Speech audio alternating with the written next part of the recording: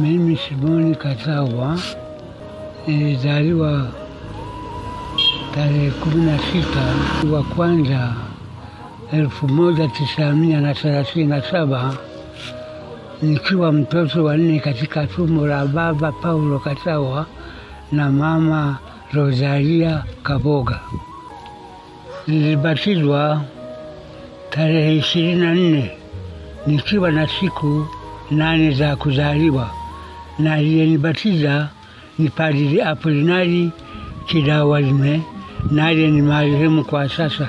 Mwaka wa 42 wazazi wangu walinipeleka kwenye shule ya kusomea katekisimu. Nimesoma mpaka mwaka 44. Mwaka 44 nikapata komunyo ya kwanza akiwa ni Padri Yohana Ishengoma, naye ni marehemu. Mwaka 44 huo mama yangu aliondoka duniani, nikawa na masikitiko makubwa. Mwaka 46 nikapelekwa shule primary school, wakati ule ilikuwa inaitwa shule ya taifa.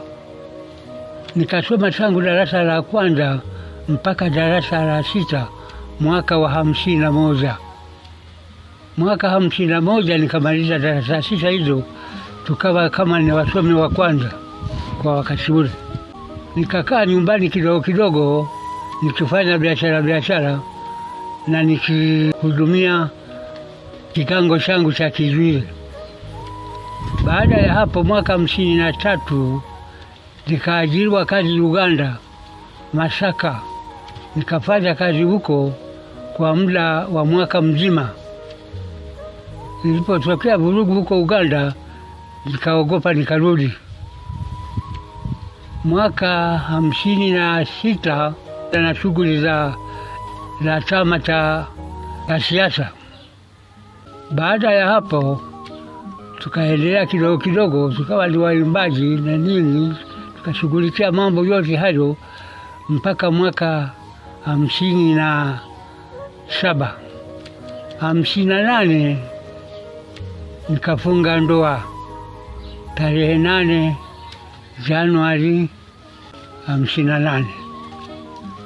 Mnamo mwezi wa 12 nilikuwa na mtoto wa kwanza. Nikaendelea na shughuli za nyumbani. Mnamo mwaka 59 tukaanza shughuli za jengo la kigango cha parokia yetu ya Kizuile, tukiwa na uongozi wa Padri Silvestre Rutabanzibwa, na ambaye naye ni marehemu kwa sasa.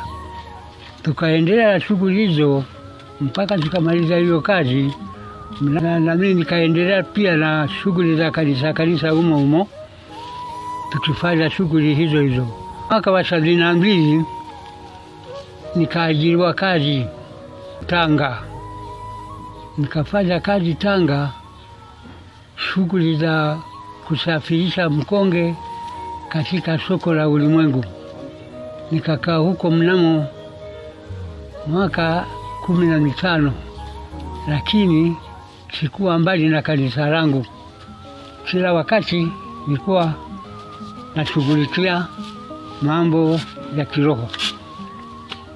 Wakati nilipotoka huko mwaka 86 nilirudi Bureza katika kijiji changu. Baada ya hapo nikaanza shughuli za shirika la Wafransisko. Nikafanya shughuli za Kifransisko kwa muda wa miaka 2. Nikafunga nadhiri hizo za maisha. Baada ya hapo nikaendelea kuwa katibu wa Fransisko. Baada ya ukatibu nikawa pia katibu wa kamati tendaji ya parokia. Mnamo mwaka wa 90 tulikuwa na kufungua kigango cha Ilemela na Lulanda, nikiwa na vika general Charuzi. 2014 tukafungua kigango cha Mazinga nikiwa na hayati Askofu Nestori Chirimanywa. Kesho yake asubuhi tulikwenda kutafakari safari yetu tuliyokuwa tunazunguka nayo. Baada ya kutafakari tafakari hiyo, nikizungumza naye kifaragha, nilimuuliza baba askofu, na umri gani? Akaniambia mimi nilizaliwa mwaka wa 37 lakini mnamo mwezi wa 8. Tulipopiga hesabu akaonekana na mzizi miezi 6, tukaangusha kicheko hapo hapo. Tulipoangusha kicheko, basi nikamwambia askofu, naomba nipige picha na wewe ya kumbukumbu. Tukapiga picha mimi na hayati Askofu Chirimanywa tukiwa hapo hapo Kizuile. Baada ya hapo nikawa mtu wa humo ndani, nikifanya shughuli za kanisani humo, tukihesabu mapesa nini, tulikuwa na shughuli mbalimbali. Halafu baada ya hapo nilipelekwa Shigoromola kwa muda wa mwezi mzima kuchukua mafunzo ya kuandaa jumuiya ndogo ndogo za Kikristo. Tulipomaliza mafunzo hayo, tulirudi kwenye kigango chetu hapa, tukaanza kufundisha mafunzo hayo pamoja na kuunda jumuiya kila kijiji. Mimi nilipewa vijiji vitatu. Nilipewa kijiji cha Buyango, Kagabiro, Bugarama na Mreba Mjiji. Nikafanya shughuli hizo nikazimaliza.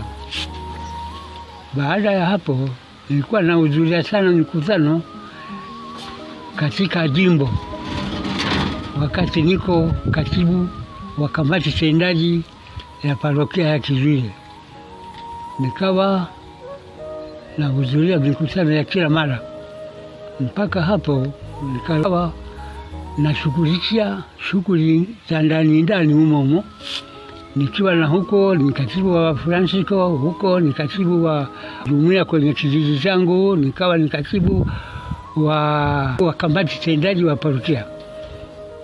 Basi hapo tukawa na shughuli mbalimbali humo, wala sikuwa mbali na kanisa langu, na mpaka hivi leo bado naendelea na shughuli hizo, ingawa nimeishiwa nguvu, nimekwisha kuwa mzee. Halafu baada ya hapo kijiji kilinichagua kuwa mzee wa baraza la ardhi la kata. Nimelitumikia miaka 6 na Shezebwe walikuwa wananiamini sana. Kwa hiyo hivi sasa sina matatizo tena, nimezeheka. Namshukuru Mungu aendelee kunisaidia mpaka nitakapofika huko kwenye bandari lake la salama. Asante.